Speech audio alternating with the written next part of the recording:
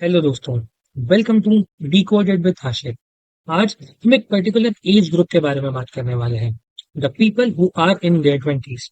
मैं भी इसी एज ग्रुप को बिलोंग करता हूँ। एंड आज के इस वीडियो में मैं ट्राई करूंगा कि हमारे अपने कुछ इंटरनल स्ट्रगल्स एंड इश्यूज को हाईलाइट करूं। आज के इस डिस्कशन का पर्पस होगा कि हम खुद को एक आईना दिखाएं, हम अपने आप में रिफ्लेक्ट करें एंड अपने मेंटल स्टेट को समझें। आज हम ये ट्राई करेंगे कि हम अपने इस डिलेमा को फिगर आउट कर पाए। तो चलिए शुरू करते हैं। Twenties the defining decade. इस स्टेटमेंट को पढ़ के जो पहला थॉट हमारे माइंड में आता है वो ये कि इस फेज में हम अपना करियर फिगर आउट कर लेंगे। हम धीरे धीरे अपनी रिस्पॉन्सिबिलिटीज को अडॉप्ट करेंगे। हम में से अक्सर लोग अपना पार्टनर भी ढूंढ लेंगे एंड हम एक स्टेबल लाइफ की तरफ बढ़ेंगे। इसके लिए हम ट्वेंटीज को एक डिफाइनिंग डिकेड बोल सकते हैं। बट मैंने इस रीजन से ये सेंटेंस नहीं लिखा है। ट्वेंटीज हमारा डिफाइनिंग डिकेड है बिकॉज इस फेज में हम अपने आप को बिल्ड करते हैं। हमारा चाइल्डहुड, हमारा टीनेज, ये हमारा लर्निंग फेज होता है। एंड इसके बाद 21 to 30, इस फेज में हम अपने लर्निंग एक्सपीरियंस के बेसिस पे खुद को बिल्ड करते हैं। एंड ये चेंज तब होता है जब हम अपनी प्रैक्टिकल लाइफ की तरफ बढ़ते हैं। जब हम अपनी प्रैक्टिकल लाइफ की तरफ, अपने रियल चैलेंजेस की तरफ बढ़ते हैं, तब हमें एक रियलाइजेशन होता है।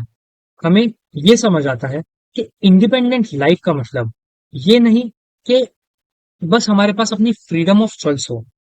लाइफ में इंडिपेंडेंस का मतलब ये भी है कि हम अपने आप को अपने एक्शंस के लिए अकाउंटेबल रखें।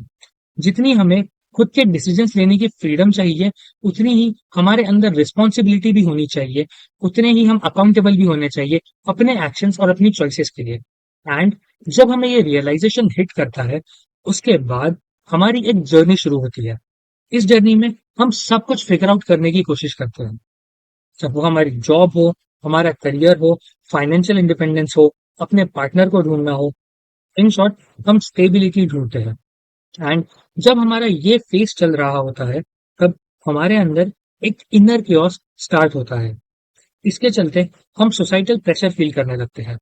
हमें ये लगने लगता है कि हमारे पेरेंट्स, हमारी फैमिली, हमारी सोसाइटी के हमसे कुछ एक्सपेक्टेशंस हैं एंड क्या हम उसको फुलफिल कर रहे हैं या नहीं। हमें ये डाउट आने लगता है, क्या हम इनफ एफर्ट्स, इनफ मेहनत कर रहे हैं या नहीं। हम ये सोचने लगते हैं। जो लोग अपने पैशन को फॉलो करते हैं, वो ये सोचने लगते हैं, क्या मुझे सेफर रूट ले लेना चाहिए था।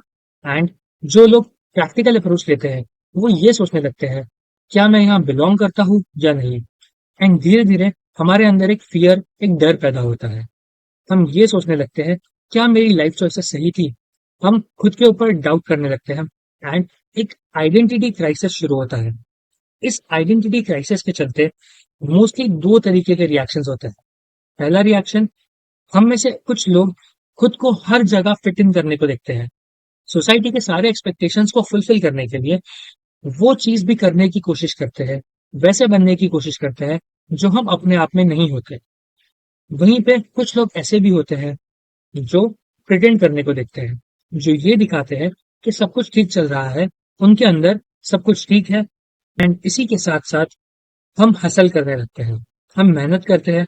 एंड एक स्टेज ऐसा आता है जब हम थक जाते हैं, हमें बर्नआउट हिट होता है। और जब ये बर्नआउट हिट होता है, हम एक ब्रेक लेते हैं।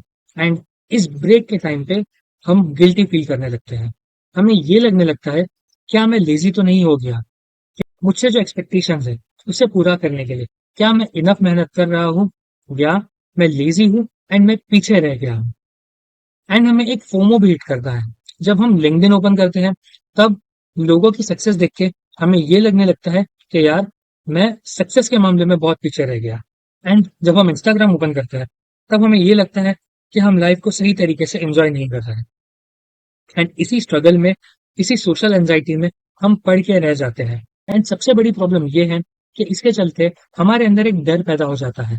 एंड हम ये सोचने लगते हैं, क्या लोग मुझे जज करेंगे, क्या वो मेरी बात को समझेंगे, क्या मुझे किसी से बात करनी चाहिए या नहीं करनी चाहिए। एंड इसके चलते हमारा ये इनर केओस बड़ा होता जाता है। एंड इंटरनली हम एक मेस बन जाते हैं। चलिए, हमने डिलेमा तो देख लिया। अब हम ये देखते हैं कि इस डिलेमा से डील कैसे किया जाए। सबसे पहले हम सोसाइटल एक्सपेक्टेशंस की बात करते हैं।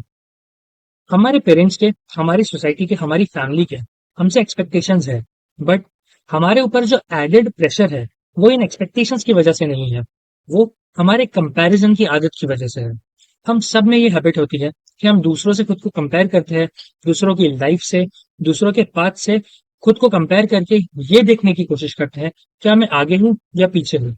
एंड इसी कंपैरिजन के चलते हम एक्स्ट्रा प्रेशर अपने ऊपर ले लेते हैं। जब हमारा ये फिगरिंग आउट वाला फेज स्टार्ट होता है, तब हम ये सोचते हैं कि चलो पहले एक परफेक्ट प्लान बना लेता हूँ एंड देन उसको एग्जीक्यूट करके अपने गोल्स, अपने एक्सपेक्टेशंस को फुलफिल कर लूंगा। बट सच ये है कि कोई परफेक्ट प्लान एग्जिस्ट ही नहीं करता। अगर हम प्रेजेंट में रहें, हम ये सोचें कि मैं आज क्या कर सकता हूँ अपनी ग्रोथ के लिए, अपने गोल्स को फुलफिल करने के लिए, तो चीजें अपने आप आसान हो जाएगी। सिमिलरली, जब हमें बर्नआउट हिट होता है एंड हम एक ब्रेक लेते हैं, तो इसका मतलब लेजीनेस नहीं होता, ये हमारा रिकवरी पीरियड है। एंड इससे बाहर निकलने के बाद जब हम अपनी हसल को, अपनी मेहनत को फिर से शुरू करेंगे, तब हम और ज्यादा प्रोडक्टिव होंगे एंड हम इसे भी मेकअप कर लेंगे। सबसे जरूरी चीज है बात करना, अपने पेरेंट्स से, अपने मेंटोर से, अपने दोस्तों से, उन लोगों से जो तुम्हारे साथ इस फेज में है, किसी से भी बात करना जरूरी है। बात करना कोई वीकनेस नहीं है। किसी से बात करने से, अपने इस इंटरनल केओस को शेयर करने से हमें स्ट्रेंथ मिलती है, हमें क्लैरिटी मिलती है और मेहनत करने का मोटिवेशन भी मिलता है। अब एक लास्ट पॉइंट, ट्वेंटीज में सब कुछ फिगर आउट करने की बजाय अगर हम खुद को फिगर आउट करने पे फोकस करें, तो चीजें अपने आप आसान हो जाएगी। सब कुछ खुद ब खुद सॉर्ट हो जाएगा। बिकॉज अगर हम खुद को जान लेंगे, खुद को समझ लेंगे, तो हम अपनी लाइफ को भी समझ लेंगे। तो चलिए अब इस वीडियो को रैप अप करते हैं।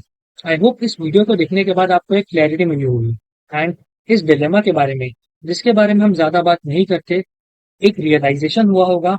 एंड आई होप कि आपको हेल्प करेगा। इफ ये वीडियो अच्छा लगा होगा तो इस वीडियो को लाइक करिए, इस चैनल को सब्सक्राइब करिए, मुझे सपोर्ट करिए, अपने व्यू पॉइंट्स को कमेंट सेक्शन में बताइए एंड मिलते हैं डी कोड के नेक्स्ट एपिसोड में।